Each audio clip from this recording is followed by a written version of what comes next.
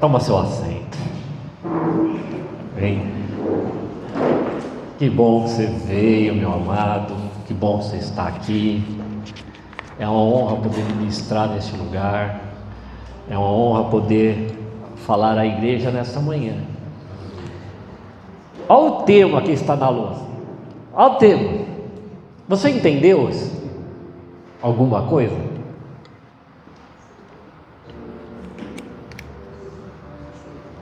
Você entendeu?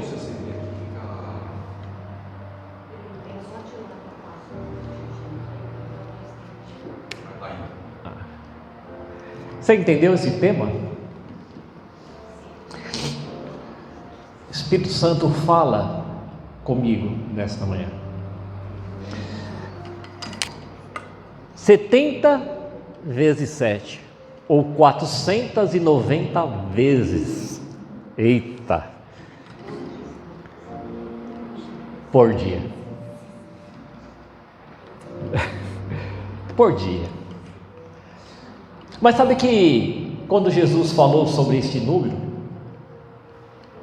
pasme você, ele não estava preocupado com o número.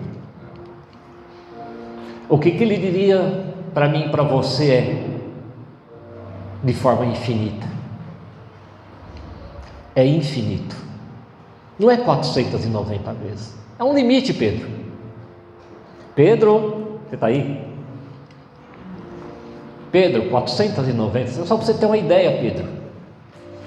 Pedro, 497, é só uma forma de eu te dizer, para apaziguar teu coração. É sempre, é todo dia. Perdão se trabalha todo dia.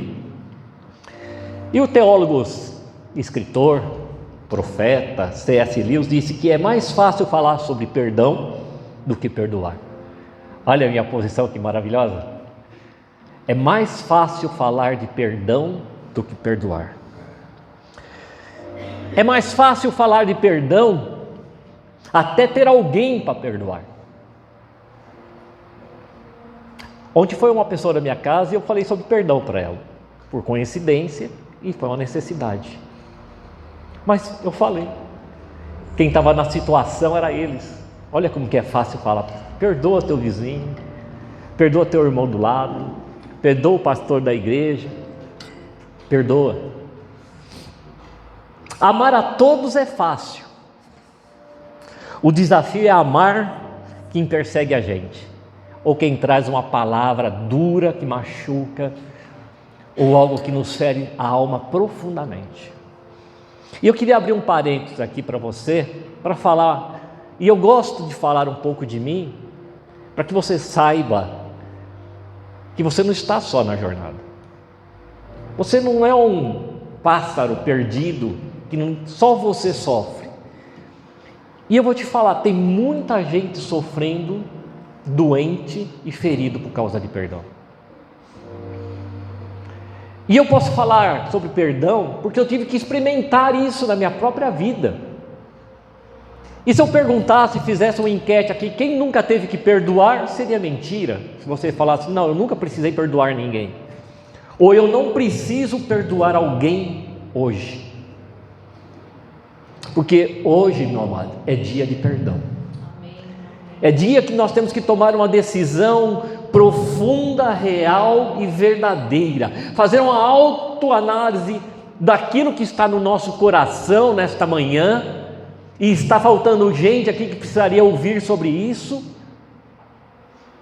Porque todos nós temos algum sentimento de mágoa, rancor e tristeza em relação a alguma pessoa. E eu tive. Quando eu era adolescente, jovem, meu pai, ele sempre me tratou muito mal. Não porque ele me batia, mas porque ele falava. Ele me machucava demais com as palavras. Ele me feria, irmão, com as palavras. Ele apontava o dedo nas feridas, me desvalorizava. E tem muita gente que é triste com seus pais. E o tempo foi passando, eu fui crescendo, cada vez mais distante dele, porque geralmente quando tem algum sentimento de mágoa, de tristeza, nós nos afastamos, porque a mágoa machuca. E eu cada vez mais distante, me casei e eu continuei com um sentimento de raiva, de mágoa e de tristeza em relação à pessoa do meu pai. Me converti, fui batizado, entrei na piscina, diabo seco, saí diabo molhado e continuei com raiva do meu pai. Essa pode ser sua história também. Mas com o passar dos anos, cada vez mais olhando para a vida daquele homem, e por coincidência e por destino, eu tive que ir morar, depois de casado, na casa do meu pai.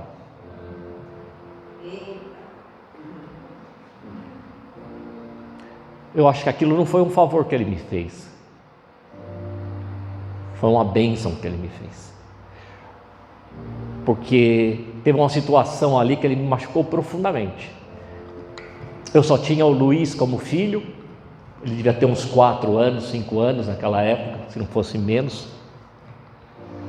E criança é criança sempre. E meu filho aprontou nessa idade de 3, e meu pai pegou uma mangueira de água e bateu no meu filho. Ele não bateu no meu filho porque ele queria judiar do meu filho. Ele bateu no meu filho porque ele queria judiar de mim.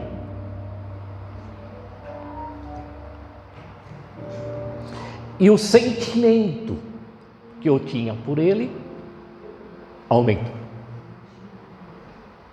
Quando eu fiquei sabendo, eu entrei no quarto e ele estava dormindo com uma ira tão gigante que, se não fosse a Arlete, eu acho que eu tinha cometido uma desgraça. Mas eu já era crente e a palavra de Deus, ela é tremenda, e eu fui aprendendo. Tive que sair de lá, óbvio, né? Saí de lá às pressas. Fomos morar na casa de um irmão que nos acolheu.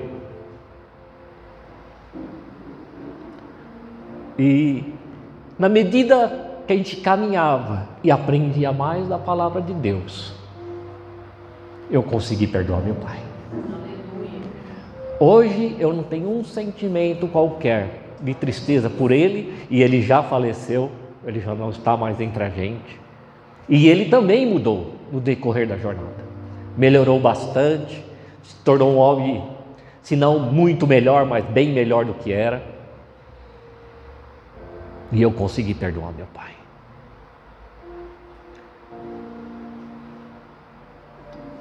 Existem muitas enfermidades psicomáticas que nos afetam o corpo e a alma por causa desse sentimento de mágoa, de ressentimento, de tristeza. Se eu pedisse para você levantar a mão, se você tem um sentimento dessa manhã, acredito que você teria um sentimento. Às vezes não é com o papai, nem com a mamãe, mas é com o teu irmão, com um amigo do trabalho, com o teu chefe, com o pastor da igreja, com o pastor da ex-igreja. Qual é o sentimento que você tem em relação ao perdão? Você consegue também se perdoar? Porque tem muita gente que cometeu alguma coisa triste, tipo, usando como exemplo o adultério, adulterou, cometeu o pecado do adultério, reconheceu o seu erro, mas não consegue se perdoar. Machucou alguém e pediu perdão para a pessoa, e para si mesmo a ferida continua aberta ainda. A ferida ainda incomoda. É como se eu perdoei, mas não me perdoei. Falar de perdão é simples. É só preparar uma mensagem linda. Isso é um fato. Todos nós decepcionamos pessoas no decorrer da nossa jornada. E as pessoas nos decepcionam. As pessoas são ladrões da nossa alegria. E para tristeza nossa, a maioria das decepções acontece com as pessoas que nós mais admiramos e mais convivemos. As pessoas que mais nos machucam, às vezes, estão do nosso lado. Sofremos mais por causa das pessoas do que pelas circunstâncias da vida.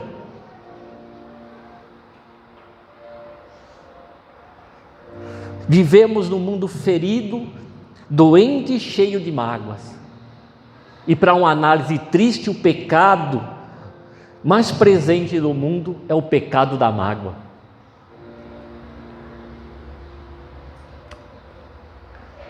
Falta de perdão, ela gera enfermidade. Quem não perdoa adoece, e isso é fato. Lá em Mateus 5, versículo 23 e 24 diz assim: se pois ao trazeres ao altar, você acabou de trazer ao altar a tua oferta, ali te lembrares de que teu irmão tem uma coisa contra ti, deixa perante o altar a tua oferta, vai primeiro reconciliar-te com o teu irmão, e depois volta e traga a tua oferta. Olha só, Deus abre mão da tua oferta. Deus abre mão da tua oferta, meu querido. Sabe quando é a única vez que a tua oferta ela pode deixar de ser entregue? Quando você tem alguma coisa contra alguém. Mas ele não disse para você não dar. Você não entrega. Vai lá, reconcilia-te com o teu irmão, volta e apresenta a tua oferta, para que ela suba como incenso agradável a Cristo. Vai, reconcilia-te. A reconciliação não é algo praticado somente com Deus, meu amado, mas também para com nossos irmãos. Reconhecemos que a semelhança da cruz, temos duas linhas de fluir em reconciliação. A primeira reconciliação foi nos dada pela graça de Deus. É a vertical. A primeira reconciliação. Cristo pagou um alto preço pelo teu e meu pecado. E não te cobrou nada.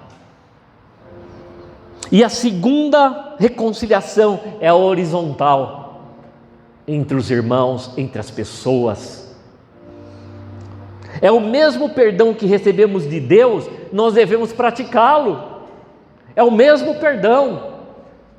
Não há como, meu querido, você ser perdoado por Deus, ter uma vida nova em Cristo e viver uma vida sem perdoar as pessoas que estão do teu lado. Não há como você dizer para mim que você tem uma experiência verdadeira com Cristo e você odeia teu irmão. Não há como eu pregar nesta manhã aqui, não havia condições de eu subir neste altar se eu não tivesse certeza e convicção que eu não tenho nada contra o meu pai, que eu o perdoei de verdade. Porque a minha experiência com Cristo, ela seria checada. Como um homem pode dizer, como uma mulher pode falar do amor de Cristo, mas ela não consegue olhar nos olhos de outra pessoa? Esta manhã é a manhã de você colocar em pratos limpos. Esta manhã é a manhã de você pegar tudo aquele que envolve esse sentimento e colocar na cruz e eliminar ele exatamente da forma que ele chegou, Temos que acertar a nossa vida, meu querido. Nós somos cheios de mimimi, qualquer coisa nos ofende, qualquer coisa nos machuca, qualquer coisa nos leva a detestar, a odiar. Nós sempre queremos ter razão. Eu até aprendi, dando cursos de casais, que entre ter razão e ser feliz, eu escolheria ser feliz. Mas nós gostamos de ter razão, e quando gostamos de ter razão, nós cometemos a tristeza de magoar muita gente. Tem muita gente que pode estar sofrendo porque você a magoou. Tem muita gente que pode estar triste porque você magoou. E você pode estar muito triste nesta manhã porque foi magoado por alguém. Casamento é um exemplo claro. Pessoas casadas se magoam constantemente. Não deveria, mas uma palavra mais dura, uma atitude grosseira, e aquilo vai gerando sentimentos que vão sendo depositados num arquivo, porque nós não acertamos. Geralmente nós não acertamos, e o que acontece? A mágoa, o ressentimento vai avolumando cada vez mais, e aí nasce mais um divórcio, porque a gente não acerta, guarda ressentimento, não perdoa, e aí mais um casamento se estoura. Perdoar, meu amado, só quem muito foi perdoado sabe o que é perdoar. Você foi perdoado por Jesus? Por que você guarda ressentimento? Por que você guarda mágoa no coração? Porque se você perdoar os homens as suas ofensas, também vosso Pai Celestial vos perdoará. Essa é a continuidade da oração do Pai Nosso. Se perdoarmos os homens as suas ofensas, também vosso Pai Celestial vos perdoará. Deus tem dado o seu perdão gratuitamente a todos nós, que não fizemos nada para merecer. E espera que usemos o mesmo Espírito misericordioso. Cristo espera que você use a mesma régua através da misericórdia para quem te ofende. Se fruirmos com o Pai Celestial do mesmo Espírito perdoador, permaneceremos na reconciliação alcançada pelo Senhor Jesus. Contudo, se nós negarmos a perdoar, se interrompe. Veja bem, se você negar perdoar, eu não fiz nada, sabia? Quem tem que pedir perdão é Ele. Eu nunca te fiz nada, é você que tem que pedir perdão para mim. A minha razão, sabia? A minha razão. Se eu não te perdoar, se interrompe o ciclo, o fluxo da graça de Deus na minha vida. Olha como é sério, olha como é sério, meu querido. A falta de perdão interrompe o fluxo da graça de Cristo e de nosso Deus na nossa vida. Você se torna um crente bela viola.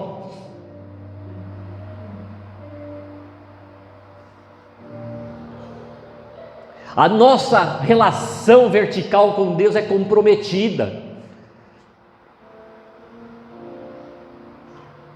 A minha relação com Deus se torna comprometida porque minha relação horizontal com aqueles que estão à minha volta está comprometida. E enquanto eu não acertar, enquanto eu não voltar e pedir perdão, eu também não consigo conviver com a graça de Deus, porque o Espírito de Deus não habita num coração duro. O Espírito de Deus não habita numa casa desarrumada, num espaço bagunçado.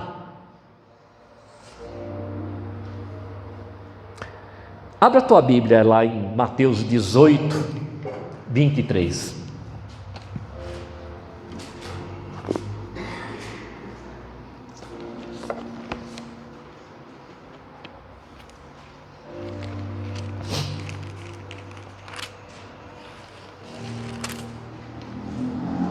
Mateus 18, 23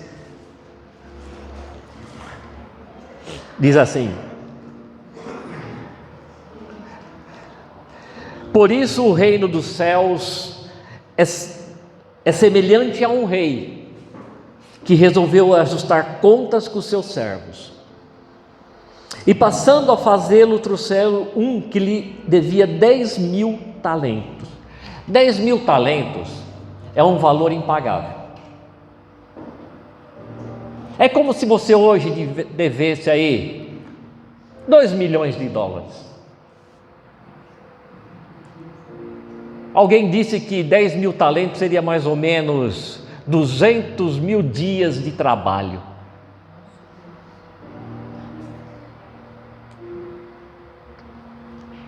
Não tendo ele, porém, com que pagar, ordenou o Senhor que fosse vendido, ele, a sua mulher, os seus filhos, e tudo quanto possuía, e que a dívida fosse paga.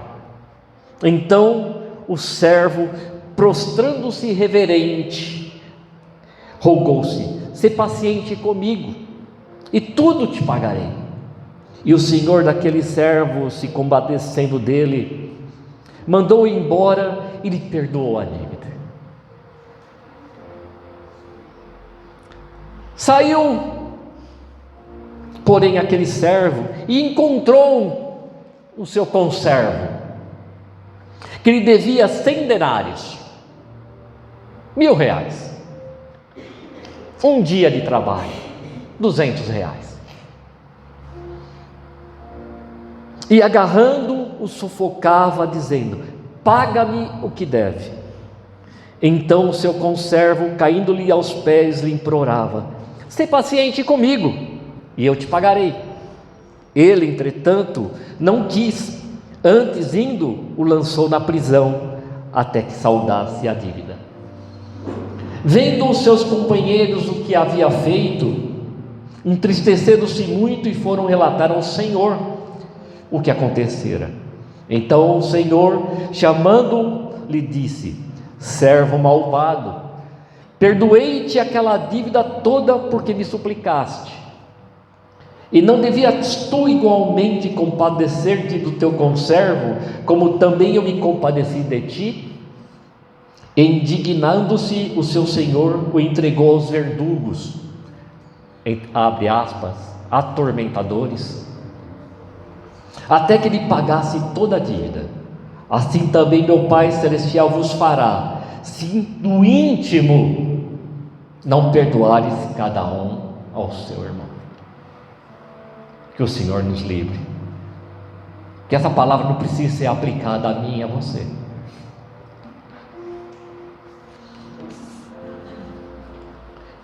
O significado dessa ilustração dada por Jesus é muito forte, extremamente forte.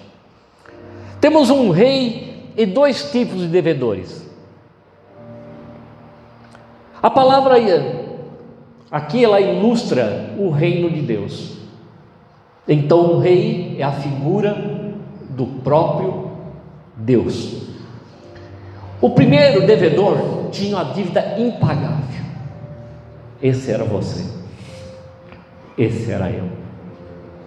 O primeiro devedor tinha uma dívida que não conseguiria pagar. 360 milhões. 360 milhões? É isso? Você fez a conta, né? Você não conseguiria pagar, e nem eu. O segundo tinha uma dívida pagável. Quem não conseguiria pagar aqui um dia de trabalho? A não ser que não estivesse trabalhando. O primeiro, da forma que você leu comigo, foi ao seu credor, e nós somos a Cristo, e Ele nos perdoou aquela dívida impagável. Você e eu temos que replicar isso. Goste eu e você ou não, temos que pagar essa dívida, mas podemos perdoá-la de quem nos deve. Temos que pagar essa dívida através do perdão. Teu coração está pronto para perdoar? Ou ele é um cofre fechado? Ou teu coração ainda é um cofre daqueles grandes, sabe aqueles cofres antigos, que ninguém consegue levantar de tão pesado que é? Tem muito coração assim, inflexível, imexível. Nem sei se existe a palavra imexível. Difícil de abrir, difícil. Depois de estar lá dentro, não sai nada.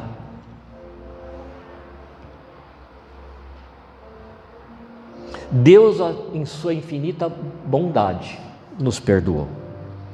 Portanto, Ele espera que eu e você façamos o mesmo.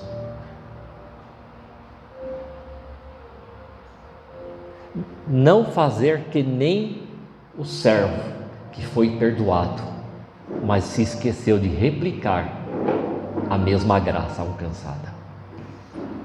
Isso é muito sério. As ofensas das pessoas contra a gente não são nada perto das nossas ofensas contra o Pai. Todos os dias, meus queridos,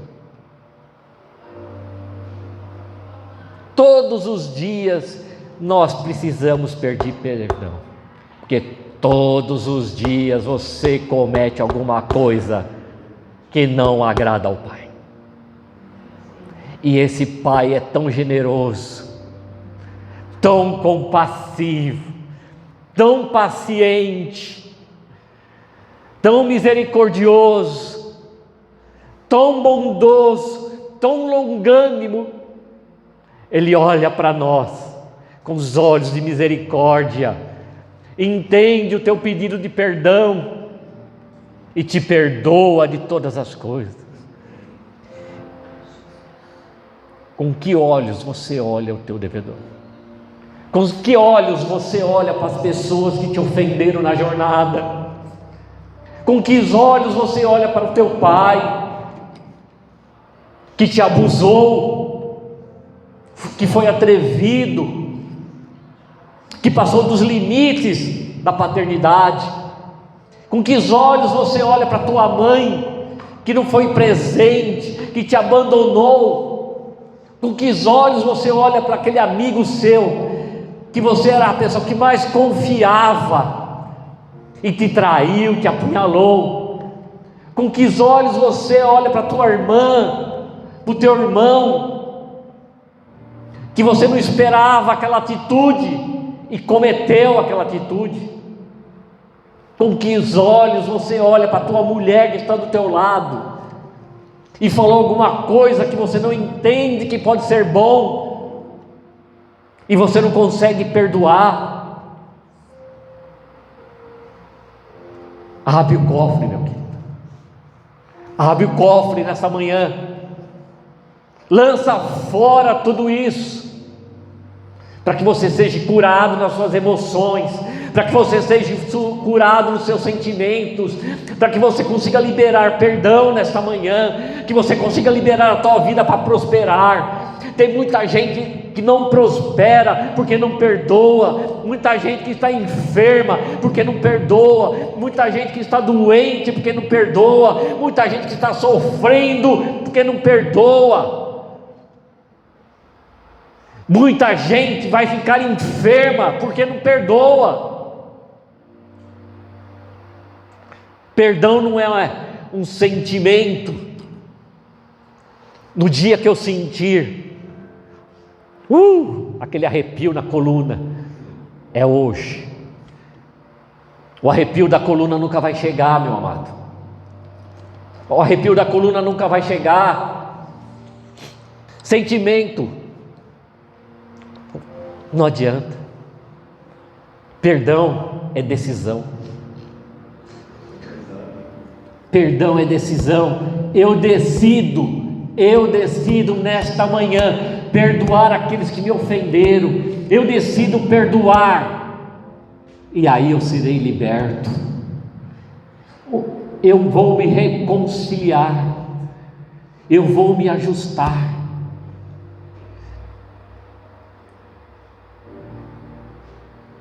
Não espera a pessoa vir até você.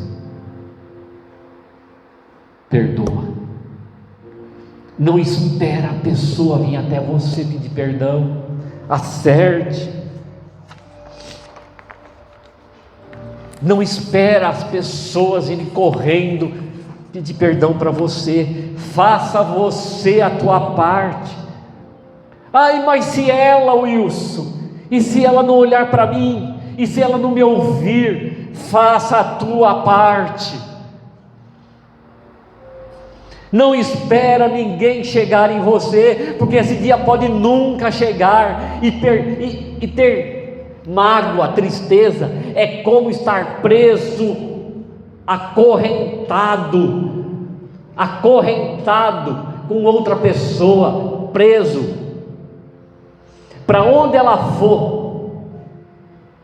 Sabe quem era a primeira pessoa que eu lembrava quando eu passava por uma dificuldade? Parece que ele me perseguia. Meu adorado pai, ele me seguia, ele era a minha sombra. Eu não perdoava e ele estava aqui. Eu não perdoava e o seu Chico estava atrás de mim. Onde eu ia, o seu Chico estava atrás de mim. É a forma carinhosa de chamar ele. O seu Francisco vivia a minha sombra, porque eu não perdoava o seu Francisco. Mas no dia que eu abri o cofre, que saiu tudo para fora, foi uma libertação total. Aleluia. Ele não teve que me engolir. Ele vai ter que me engolir. Não. Porque se Cristo precisasse te engolir, cara, você estava lascado. Ele não precisa te engolir. Você precisa pedir perdão de forma espontânea, pelo poder do Espírito Santo. Você precisa buscar a Deus e pedir a graça de Deus, porque a falta de perdão é uma prisão. Você leu comigo lá em Mateus 18: indignando-se o Senhor o entregou aos verdugos até que pagasse toda a dívida. A palavra verdugo significa atormentador, aquele que está aqui na tua orelha, te acusando de dia e de noite, fazendo a tua mente borbulhar, te cansando. É a voz do seu Chico falando, é a voz da tua mãe falando. Enquanto você não liberar perdão, você está amarrado. As suas torturas, as torturas aplicadas pelo verdugo, que é um demônio, é um espírito maligno, são as mais diversas. Você se torna uma pessoa angustiada, depressiva, enfermidades e debilidades físicas aparecem no corpo, você se torna fraco, pode aparecer manchas no seu corpo,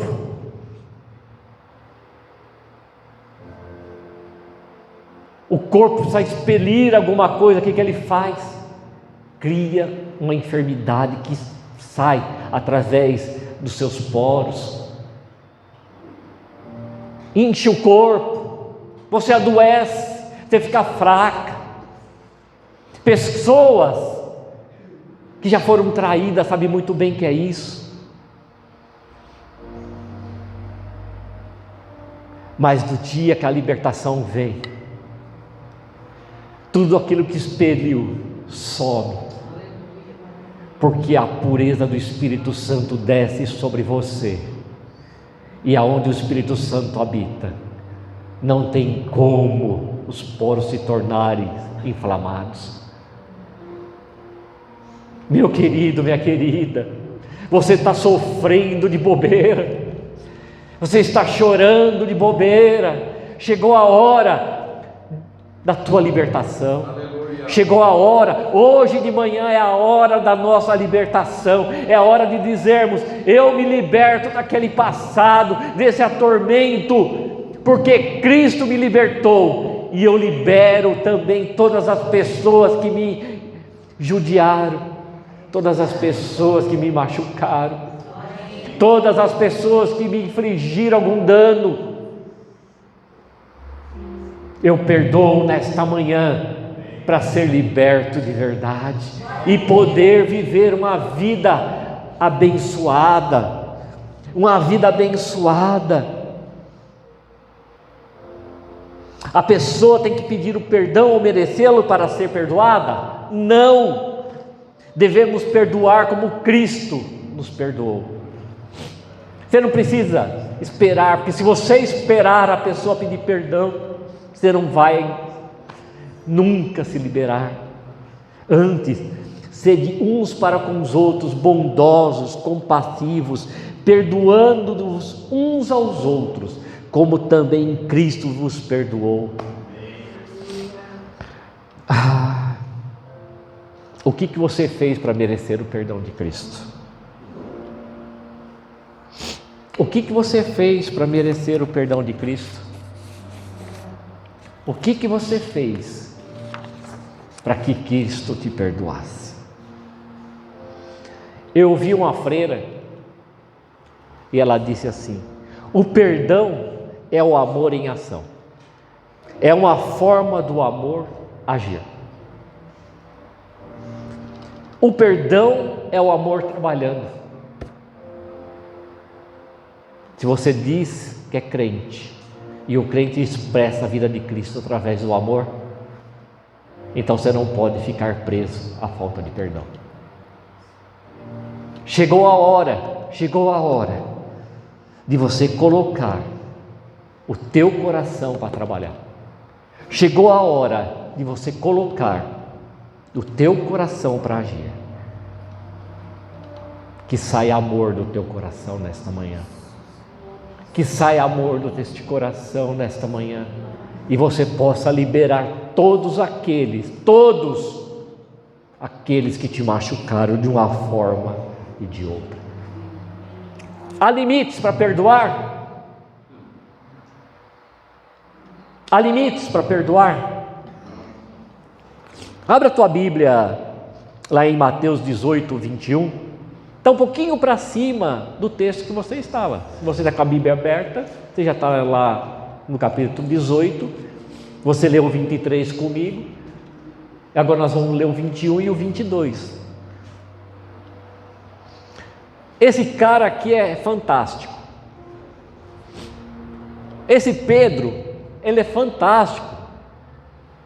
Ele faz uma pergunta, ele chega perto de Jesus e faz uma pergunta: até quantas vezes meu irmão pecará contra mim, que eu lhe perdoe? Você conhece Pedrão, né? Pedrão é o tipo do cara que sempre estava à frente.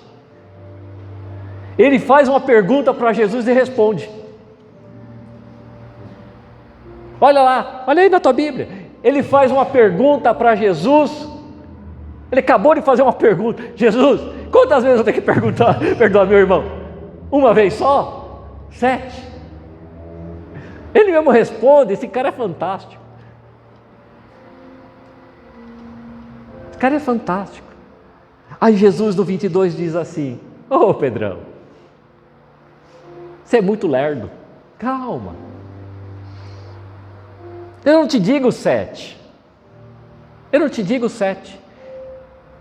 te digo 70 vezes 7. Quantas vezes você tem que perdoar seu irmão? E isso dá quanto? E por que você não perdoa? Porque está difícil. Por que você não se perdoa? Por que você se flagela com esse sentimento? Por que você se automachuca, não se perdoando? Por que você mesmo se bate, se fere com esse sentimento? A outra pessoa já pode até te ter perdoado e você não consegue. Porque tem dois tipos de pessoa: aquele que vai e perdoa, e tem aquele que não se perdoa, não consegue, leva para a vida toda um sentimento de arrependimento, mas não se arrepende completamente. Que você não esteja nem naquele que não perdoa e nem aquele que não consegue se perdoar. Não há limites, porque o Senhor declarou que mesmo se alguém repetir sua ofensa contra mim 490 vezes, ainda eu tenho que perdoar. Jesus não está brincando. Jesus não está brincando, meu querido. E Jesus não... Ele deu esse número para Pedro, 70 vezes 7, para dar uma conta para Pedro mais ou menos imaginar. Mas Jesus não estava levando em conta o número. Sabe que esse número é simbólico. 490 vezes é simbólico, meu querido. Quer dizer que quando chegar no 491 eu posso descer a chibata no meu irmão? É fácil. É um número simbólico, Pedro. Isso é só para você ter uma margem. É infinito. Quantas vezes eu tenho que perdoar meu irmão? Infinitamente. Sempre, sempre, sempre, sempre. Porque foi assim com você. Cristo nunca mais será crucificado, porque todos os nossos pecados, todas as nossas ofensas, todos os crimes que nós cometemos, já está na cruz. Não vai se replicar a cruz, meu querido. Não vai ter cruzinha nem cruzão ou outra cruz. A cruz foi única para todo sempre, e você estava nela, e você não fez nada para entrar nela, nada, mas você estava lá, e aquele Cristo que você crucificou te perdoou. Vamos ficar de pé? Aí não acabou a pregação, tá? Tem mais 4 folhas.